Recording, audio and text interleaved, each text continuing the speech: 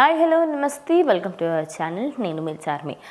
అమ్మయ్య ఎట్టకేలకు మళ్ళీ రోజా మాట్లాడుతుంది అనుకోవచ్చు, కానీ ఒక రోజా మాట్లాడిన దానికి ప్రజెంట్ ఆమె జరుగుతున్న సిచ్యువేషన్ చూస్తే మాత్రం ఒకటే గుర్తొస్తుంది, ఎవరు తవ్వుకున్న గొయ్యిలో వాళ్ళే పడతారు, ఇతరులకు పడే అవకాశం కూడా ఉంటుంది. అయితే ఆ మాట నేను ఎందుకు అనాల్సి వచ్చింది ఏంటనేది మీరు ఈ రెండు పిక్చర్లు చూస్తే మీకు అర్థమైపోతుంది. ఇందులో లడ్డూ వివాదంలో తప్పెవరిది అనేది ఒక పోలింగ్, తిరుపతిలో ఎవరి పాలన బాగుందనేది ఇంకోటి. అయితే ఫస్ట్ దాంట్లో లడ్డూకి సంబంధించిన దాంట్లో ఎవరిది తప్పు ఉంది, అయితే పవన్ కళ్యాణ్దా, చంద్రబాబు నాయుడుదా, జగన్మోహన్ రెడ్డిదా. అయితే ఇప్పుడు మాజీ సీఎం జగన్మోహన్ రెడ్డికి అయితే 71% మెంబర్స్ ఓట్ చేశారు. 71 అంటే ఆ ఒక 29 మంది వాళ్ళ బినామీలు, రోజా పార్టీకి సంబంధించిన వాళ్ళు.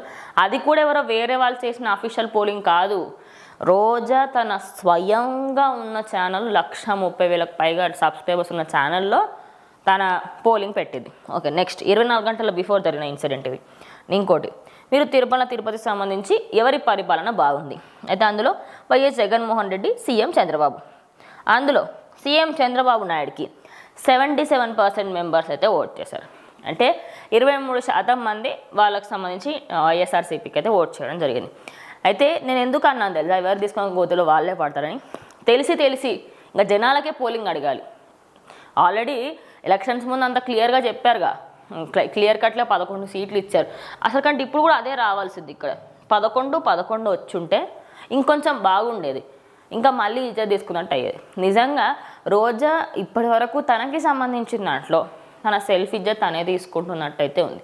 పెట్టకపోయి ఉంటేనే బాగుండేది. ఎందుకంటే రోజా పైన ఇప్పటికీ కూడా చాలామందికి మంచి రెస్పెక్ట్ ఉంది. అదేవిధంగా తనంటే రెస్పెక్ట్ ఇచ్చే వాళ్ళు కూడా చాలామందే ఉన్నారు.